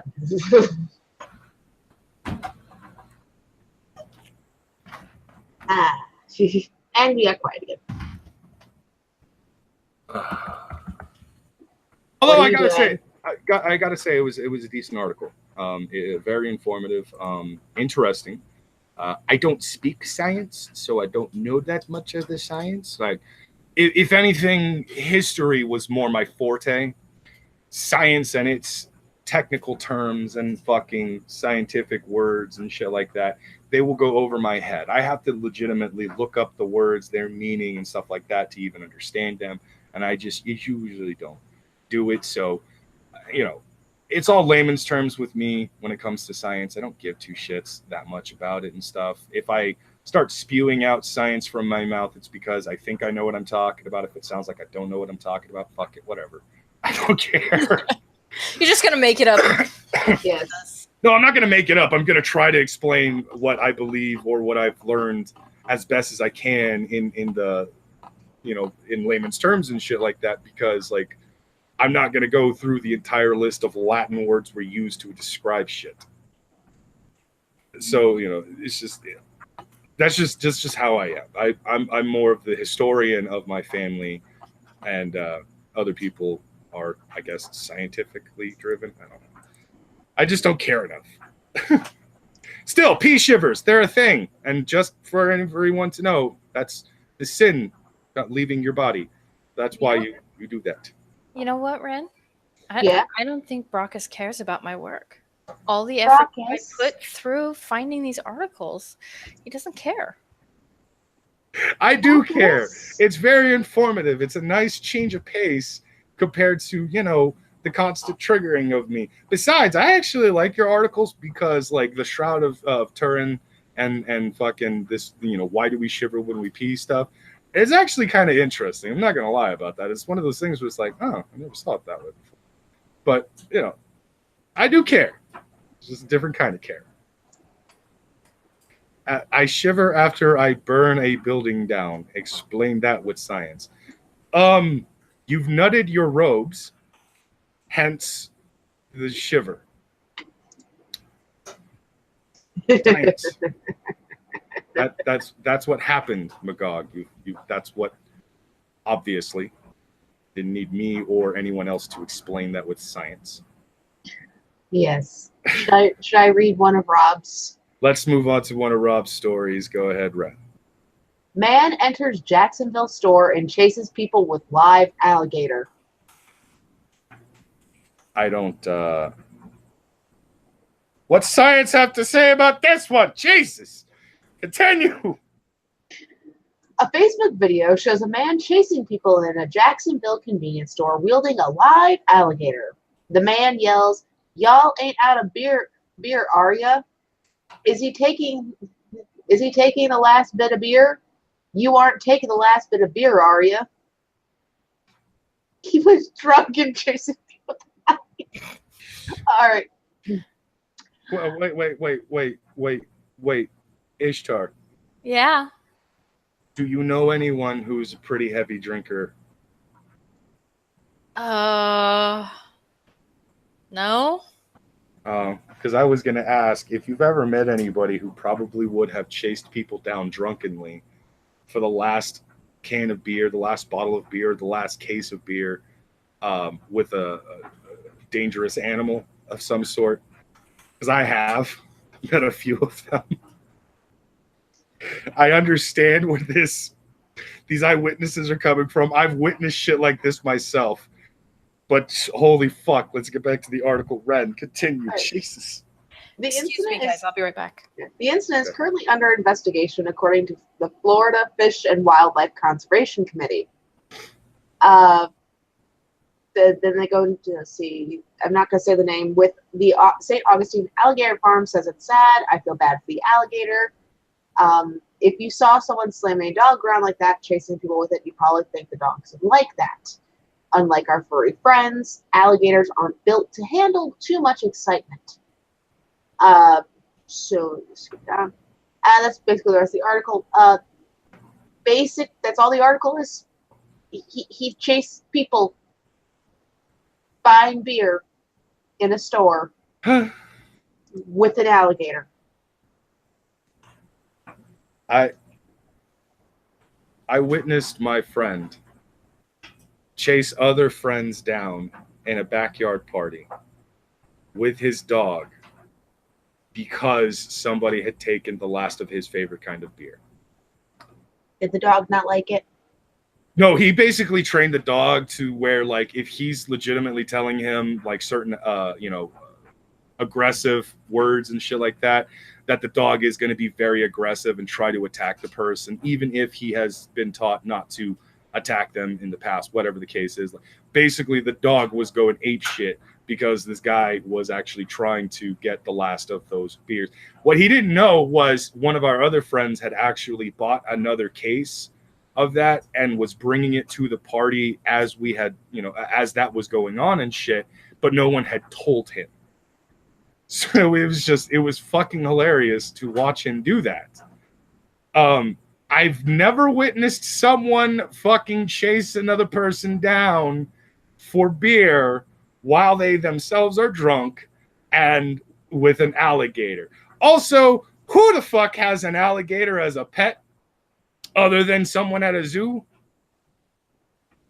Crazy people? I mean, it's not a horrible fuck. I would imagine that Magog would have pet alligators at his home and shit like that. Just like a couple of alligators chilling at his entrance and shit, and he feeds them like people that come over and piss him off and stuff like. I could understand that. That's a fantasy world where he probably has magic to keep them docile and submissive and shit like that. I don't know how this motherfucker has a notoriously aggressive reptile as a pet. My hands are up in the air. I will have none of this, sir. I don't know what to think. Granted, I understand the reason why he would go at those lengths. I've seen worse. Are you buying the last of the beer? Damn it. Is that the last of the beer? How fucking dare you, sir? Okay. You were too slow. Jesus. Some people are just desperate for that last bit of beer. It's a disease, not a choice. We're going to go ahead and move on to the next story here. Actually, we've had 2 Florida Man stories and one of Ishtar's stories, I believe. 2. Oh, no, we had the stripper story. She started off with the Shroud of Turin and then Pea Shivers. Mm-hmm. Mm-hmm. I don't know what to think of any of that. But how about we... I guess we could save your personal favorite one for the coup de grace. But I think everybody at this point would like to know about the Buffy story.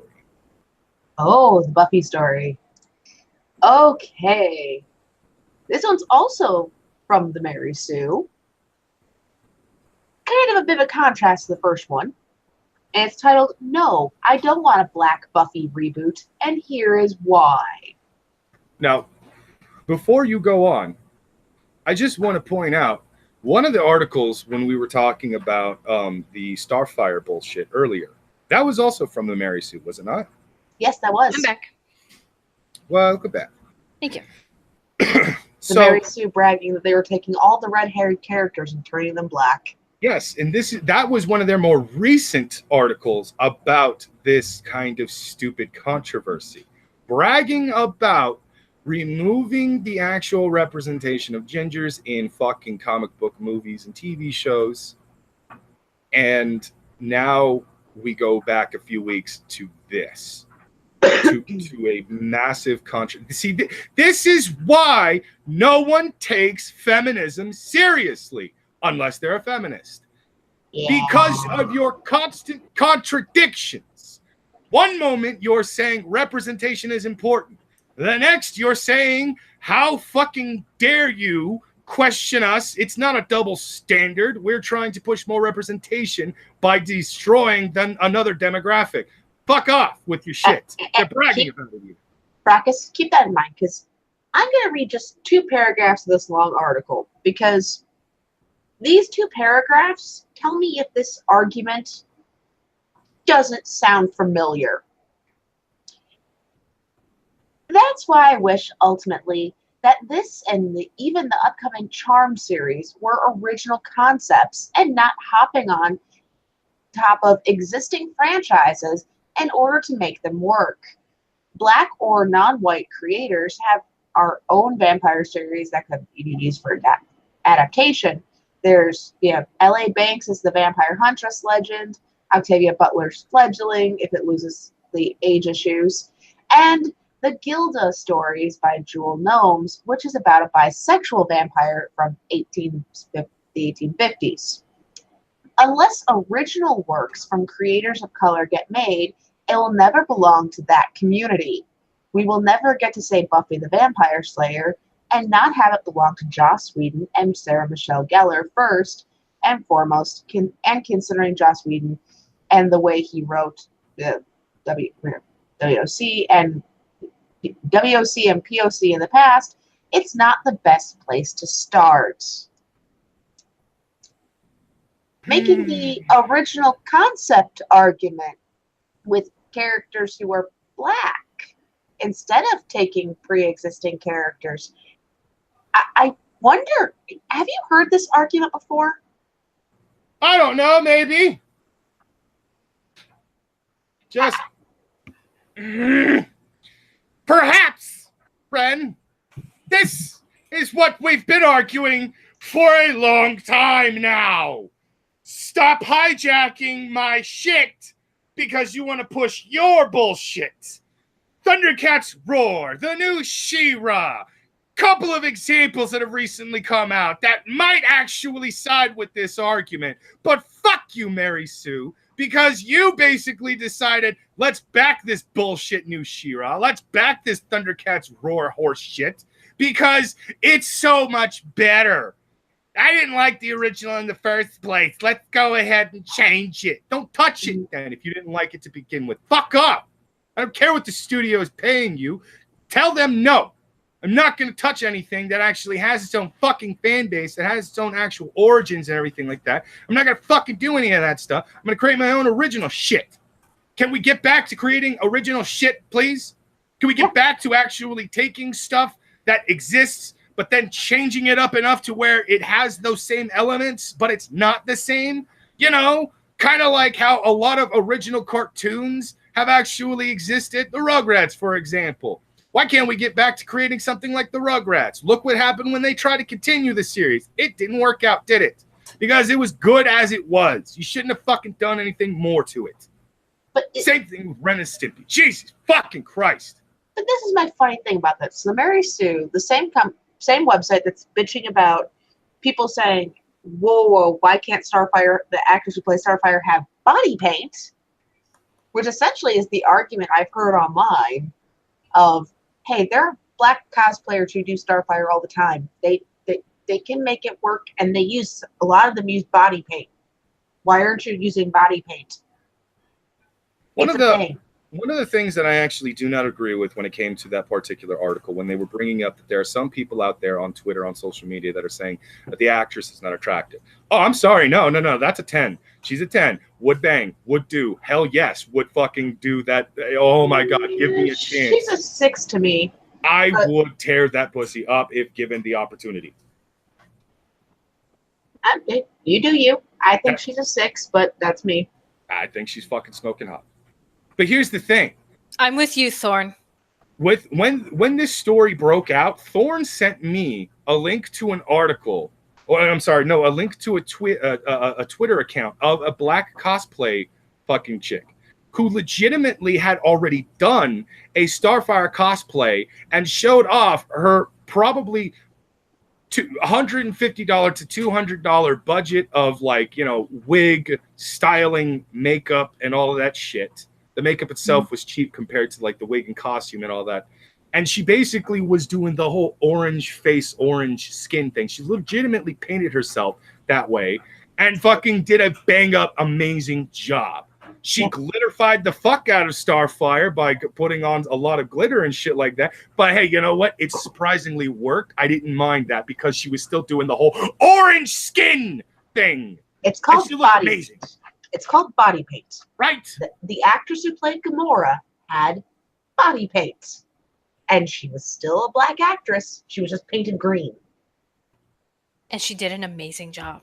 The Yes. actress who plays Garona in StarCraft, again, I point out that in behind the scenes, she's not actually wearing any green body paint. But in post-production, they had assured her and everyone else that they were going to render her skin green.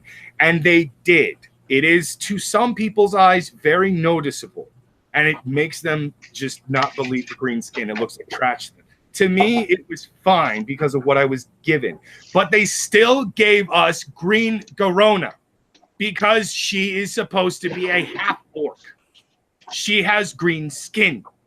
Gamora has green skin. She comes from a planet of people that have green skin. This is the point I am consistently trying to make with these characters. If you have a character like Starfire, like Beast Boy, make them the way they look in the comic books because it is fucking important to their character. It is not important to your fucking narrative push to try to actually bring more black representation. Did I care that Zoe Saldana was casted as Gamora? No, because they gave her green fucking skin. Boom. Mm-hmm. End of fucking argument. End of anyone trying to act like that was a racist fucking thing to do. Like anyone was really well, there are going to be those trolls out there, and there are going to be genuine racists out there who legitimately say, I don't like Gamora in the movies because she's not being played by a white girl. Whatever, fuck you. Get off your goddamn racist high horse. I don't give a shit.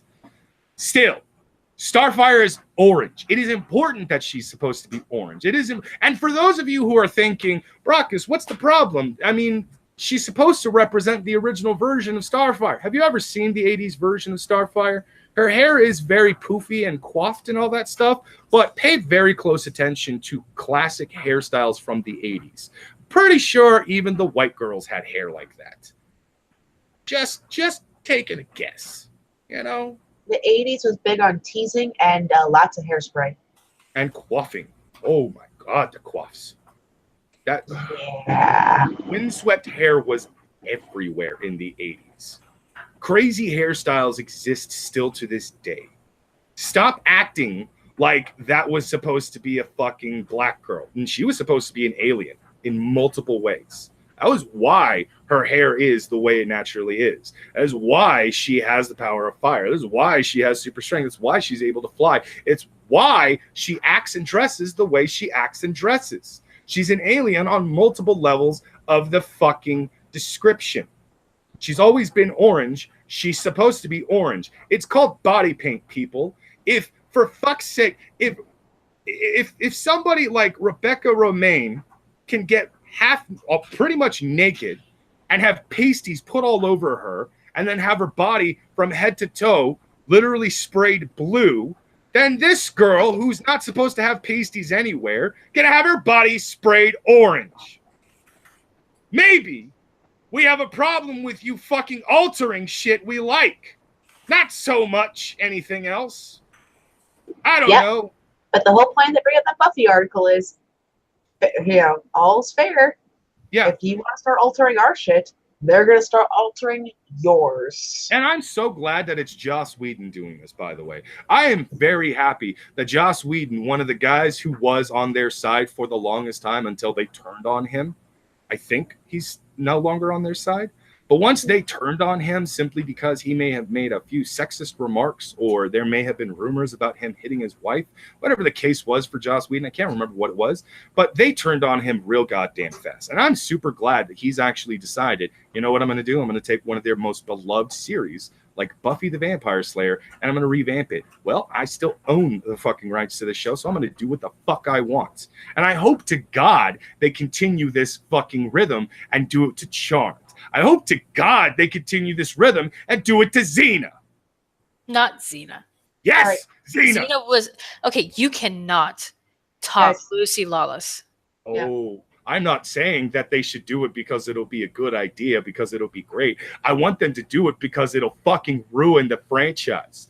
I don't want them to do it for any positive reasons. I actually want this stuff to fail. And the reason why is because I want them to understand my pain. Suffer my hatred, you fucking cunts. $5 from American Phoenix. When discussing comic stuff, little Brockus Fufu becomes the rabbit from Monty Python's The Holy Grail.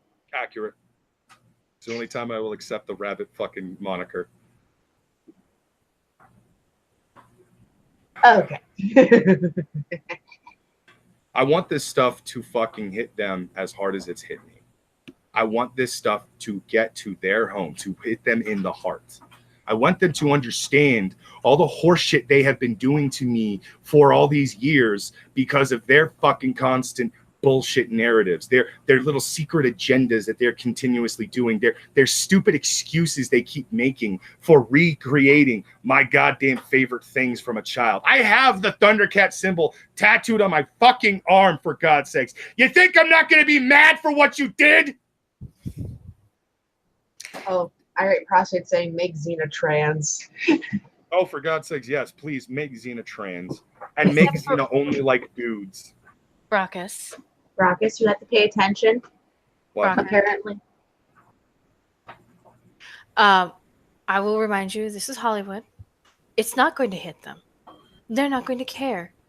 They'll toss it in the dustbin and move on to ruining something else.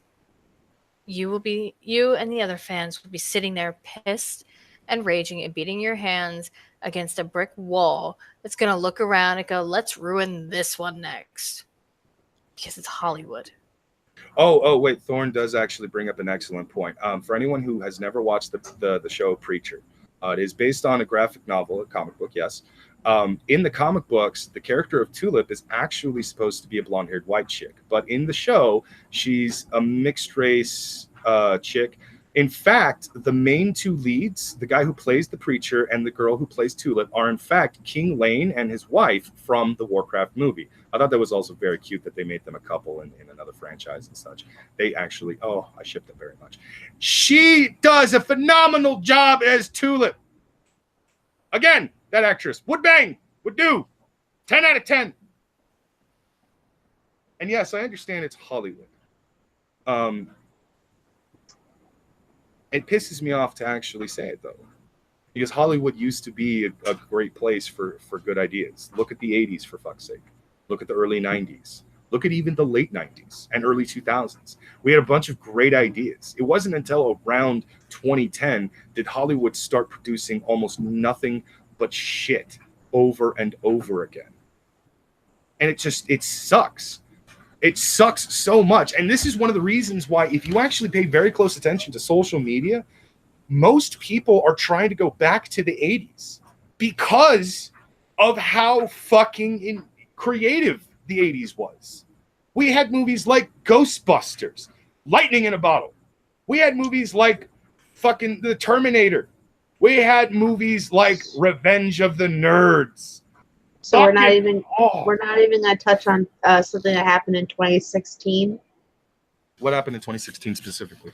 Ghostbusters 2016. Oh, no. God, fucking see, that's the shit I'm talking about. This is why I want them to hit Buffy the Vampire Slayer. This is why I want them to hit Angel. This is why I want them to hit Charm. This is why I want them to hit Xena, Warrior Princess. I want them to take all of their fucking their TV shows, their movies of fucking femininity, the stuff that they put on their goddamn shelves as icons of feminism and all that shit, the stuff that they've basically hijacked because they were fans and then became feminists and decided this stuff is feminist and stuff like that. I want them to take it and destroy it. I want them to do it to the Harry Potter franchise. That's going to take a long time, but I want it to happen. I want the Harry Potter franchise to die. Read a new book. I want all of their favorite things, their beloved things. I want it to crush under the fucking might of all the fans that they have scorned in the past. I want them to fucking suffer. Thorne, if you cosplay Tulip, you're going to give Mr. Midnight a hard-on that is going to just never go away. Just saying. Thorne, don't do this to Mr. Midnight. I don't think his heart can take that much of a boner. It's easy. Put on the costume, never leave your house. You put on the costume, it goes on the floor. Then you put it back on, it goes back on the floor. It's a reoccurring thing. I'm pretty sure if she never also close your legs for the rest of your life. I'm pretty sure if she also cosplayed Raven from Mr. Midnight, again, natural Viagra, massive boner, will never go soft. Now he has to deal with it forever. So, have fun with that, Thorn. Oh my God, she's saying flapper dress. She's ordering it. Okay, that's Have fun. have fun. You're gonna kill your husband via erection. It's gonna be the greatest death any man could ever ask for. How did he die? Well, his heart just gave out. Every ounce of blood rushed to his penis so it would stay erect.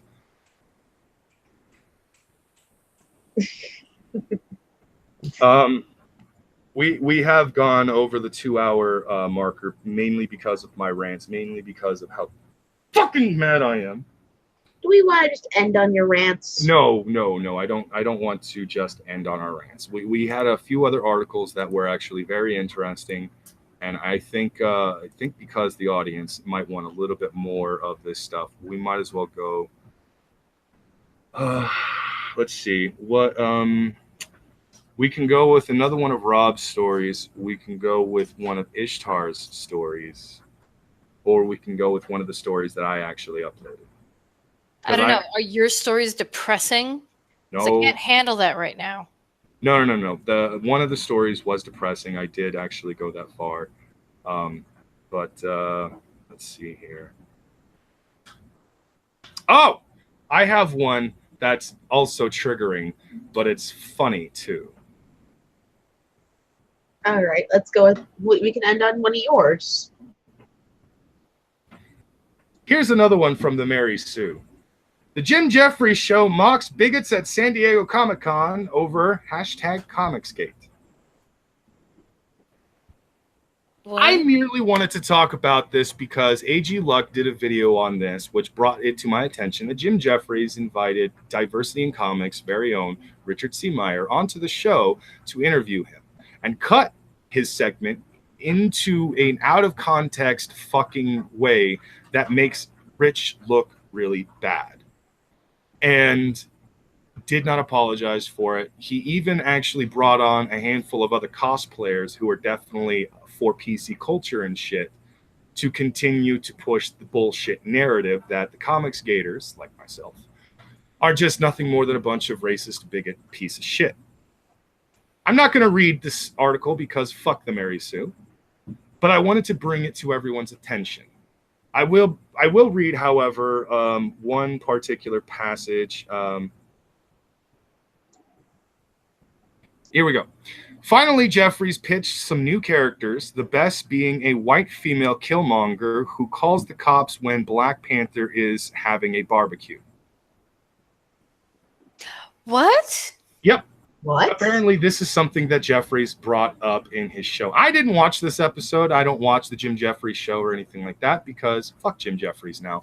I used to be a fan of Jim Jeffries when he was actually fucking funny and when he didn't care about offending anyone. The moment he started pandering to the left, that's when I lost respect for Jim Jeffries. And he just continues to make these highly insulting, retarded-ass jokes that suck. That are terrible. It's fucking awful. Like I saw when he was on the Bill Maher show and he said, give Trump a chance. Hitler didn't start off as an evil tyrant. He built up to it. Yeah, accurate. But then again, so did a lot of fucking historical icons and leaders. They didn't always start off evil. They eventually became evil. But we still refer to them as evil. Trump's just stupid. There's a difference between what Hitler did and what Trump does. Look at Trump's Twitter and tell me that that's a man who's truly going to do some evil in this world. The guy doesn't even know what the fuck he's saying half the time. For God's sakes, it's like we asked for Bush, but a dumber version of Bush. And that's the kind of shit that I'm fucking like, I hate when I have to deal with fucking Jim Jeffries. The son of a bitch fucking does shit like this. He takes shit out of context and he does really stupid, cringy fucking jokes.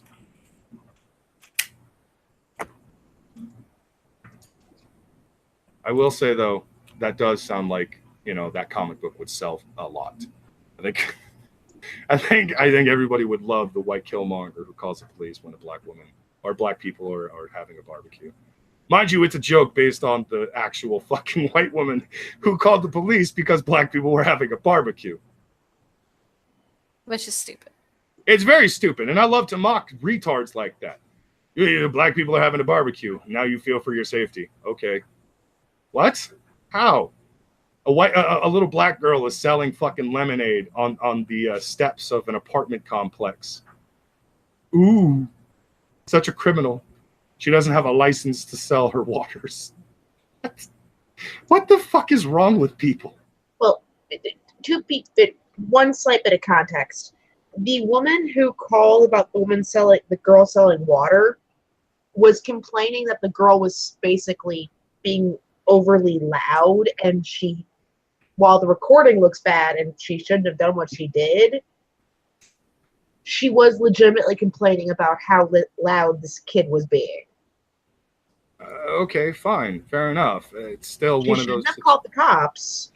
She escalated to a level it didn't need to go. Yeah, pretty much. Basically. You know, it's dumb. Like I've dealt with really fucking shitty and loud neighbors before. I've dealt with very rude and obnoxious neighbors before. I don't call the cops on those neighbors because it's stupid. Why are you going to? I've been tempted to before, but unless I'm hearing a domestic fucking, argument go on and all of a sudden, somebody screaming, "Oh my God, put the knife down." I'm not going to call the cops. Brockus, have you ever had Mexican bandstand music pulsating so loud that you not only hear the music, but your floor's vibrating at 11 o'clock at night on a Tuesday? Ren, I live in Southern California. I live in what is known as Northern Mexico. Yes, I have. When I lived in the Caribbean, you could hear the music for an entire block, and the only way it would turn off is when somebody pulled out a gun and started shooting. I mean, literally, it would be midnight. We'd be up, doing our thing, hearing the music down the street, and then a couple of gunshots, the music would stop, and we'd just look at each other and go, somebody found the off switch. You know what saddens me about this whole the fucking constant race problems that people are continuously making in media, in social media, in mainstream media and shit like that, is they focus so much on white cop kills black teen that they forget about several white cops helping black youths frequently. We forget these articles. We forget these stories. One of my favorite videos during this time of this constant race baiting has got to be when local police officers in an area here in California, I can't remember which area, but somewhere here in California, in Southern California, mind you, local police officers, especially one in particular, would take time out of their actual patrolling schedule to stop by, hang out with these neighborhood boys and play basketball with them and buy them new shit like basketball shoes and basketballs and hoops and stuff like that. And it was all done through this police officer just wanting to give these kids, these neighborhood kids that are they're fucking kids. They're just kids.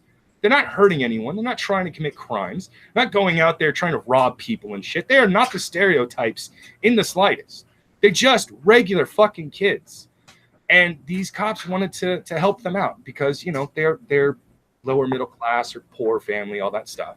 So they actually started different types of fundraisers and shit after their videos had gone viral of them just stopping randomly to play basketball with these kids and shit. And it's a beautiful story. And stuff like this happens a lot.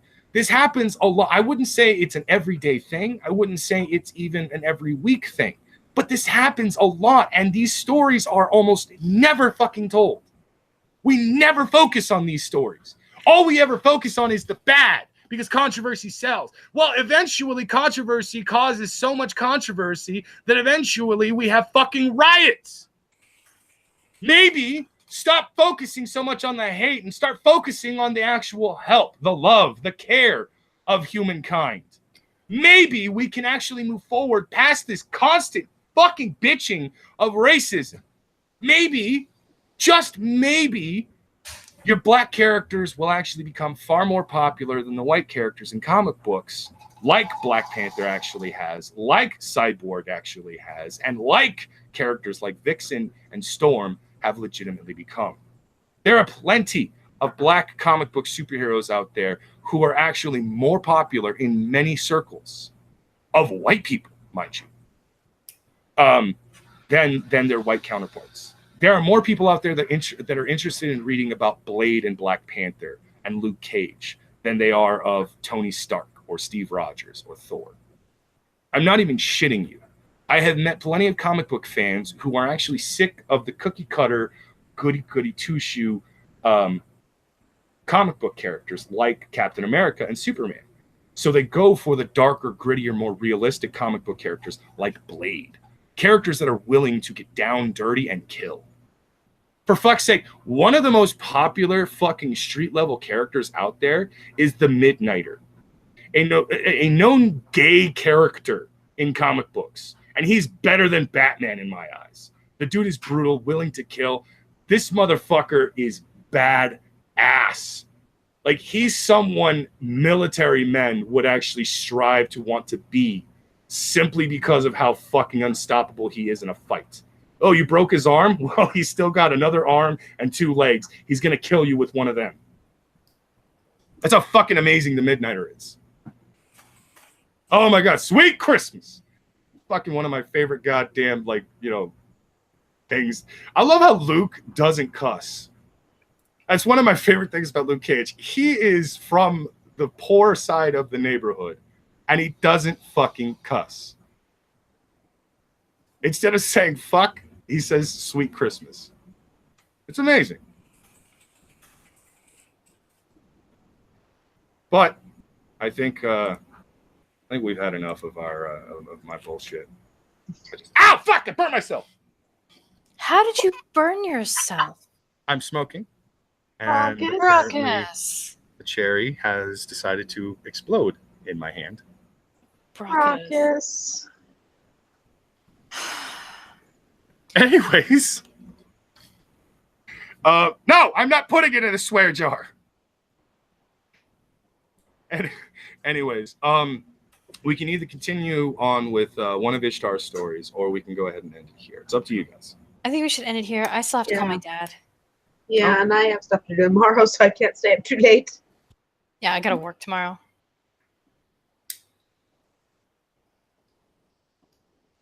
All right. Well, go ahead and talk for a minute. I gotta put myself on mute real quick. All right. So, Ren, Hi. I had a lot of fun on the theater show. Sorry I wasn't more interactive, but something happened and I had to deal with it. Oh, that's fine. That's fine. It wasn't one of our more cringy movies, so I liked it. yeah, it wasn't one. Actually, one of those good movies. Doesn't happen all that often.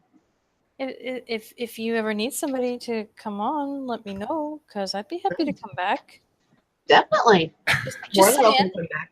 Just saying. I'm not at all begging at all in the least. Shut up. You're begging. I'm not. No, okay. So we are going to go ahead and end it here. Ishtar, you were totally begging, but it's fine. It's fine. When you beg to Ren, it's sexy. Everybody.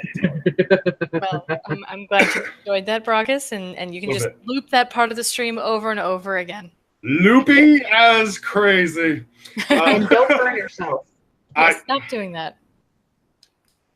Anyways, so we're gonna go ahead and end it here. Tonight we had a very pissed off and triggered Brockus. At certain points, I came off what I would actually say, like if I looked back and rewatched the stream, I'd probably just be like, oh my God, why did I say it that way? I have a hard time expressing myself from time to time because sometimes I say shit and it sounds wrong. It's not my intention. I apologize for that if it comes off in a certain way. I'm just mad because I consistently see these stupid fucking arguments being pushed to push these questionable moves. If they just go different routes, I wouldn't be so mad. Again, there are plenty of examples of people who have been changed, physically altered for whatever reasons. Some of them because this actor is better than this actor, and I don't mind. Sometimes it's done well, and sometimes it's so blatantly obvious what is happening that no matter what they try to say, it's not going to change people's minds of what is clearly happening in front of their very own eyes. There is clearly an agenda in Hollywood, and it needs to stop. Or the goddamn pendulum needs to swing so far to the left that, oh my God, it's going to hurt. I want their shit to fail. Anyways, we've had a lot of triggering comic book stuff. We've had a lot of triggering nerd stuff for Brockus. We talked about the Shroud of Turin. Talked about why you shiver when you pee. That one was interesting. And we had a few Florida man and at least one Florida woman naked stories. And then, of course, I had my two articles, one very, very sad and depressing, and it's something that I want people to know more about. If you have more information on that, again, please send it to me or send it to Phil. Let Philip DeFranco know. Like, send him link after link after link. Let him know. Talk about this for fuck's sake, because it's one of those stories where it's like no one's talking about it, and it's sadder because of that. And then, of course, Jim Jeffries being a fucking cunt. So, anyways, we're going to go ahead and end it here. With me on CNN, as always, is my co-host, Ren from Renelation/Shitlords Anonymous. Hey. You can catch her on her scheduled nights, which I can never fucking remember. I hate myself for it. Monday through Friday at 3 p.m. Central on Renelations. 9 p.m. Central, Friday night and Saturday night on Shitlords Anonymous.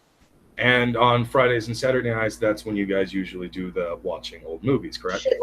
Friday night is Shitlords Theater. Saturday night is Shitlords Anonymous. That's right, Shitlords Theater. Okay, yeah.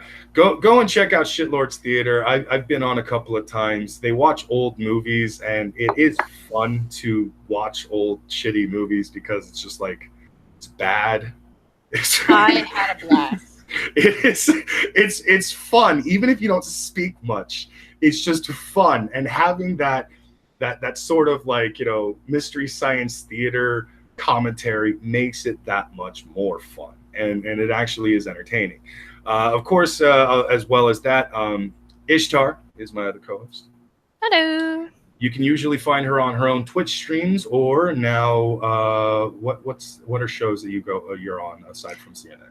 Let's see. I have my own Twitch streams, which is Monday, Thursday, Friday, and then Fridays after my stream, I play Overwatch and get really, really pissed off over on Cole Plays, and I'll be on Help for the Guildless soon. Fair enough. So, because I wasn't sure if you were on any of his shows at this time. Right now, it's just the Overwatch thing. Oh, yeah. I know you're on the Overwatch every once in a while on the Cole Plays. I wasn't sure if you would actually become like a mainstay on Caffeine Dyer if you just watch it frequently. I just watch it frequently. I'm not conscious enough at 6 in the goddamn morning to actually hold a coherent conversation. Oh, I'm not either anymore. Ever since people were generous enough to donate to me so I could get more medication to help me actually sleep and, you know, fix my problem until surgery actually comes my way, I've actually been getting better sleep at better hours, so I'm not up all fucking night anymore. Anyways, and of course, Robert Como is usually one of the other fucking co-hosts we have on the show. You can catch him every Wednesday afternoon or every Wednesday early evening because he's on Central Time as well. On Mistaken Lunatics, where him and Mocha watch various different cringeworthy and dumb fucking videos online that Mocha has gone through and found. Both of them are very entertaining. Again, I've been on that show a few times myself. It's fucking fun. I definitely recommend people check it out. But that has been the show, CNN, the Cunt News Network. We bring you the stories that have already been brought by others, especially when it's the fucking Mary Sue, you piece of shit website. I have a feeling you don't like the Mary Sue. There's a lot of sites I don't like. Mary Sue is one of them. All right. That's been the show. Good night, cunts. Get the fuck out.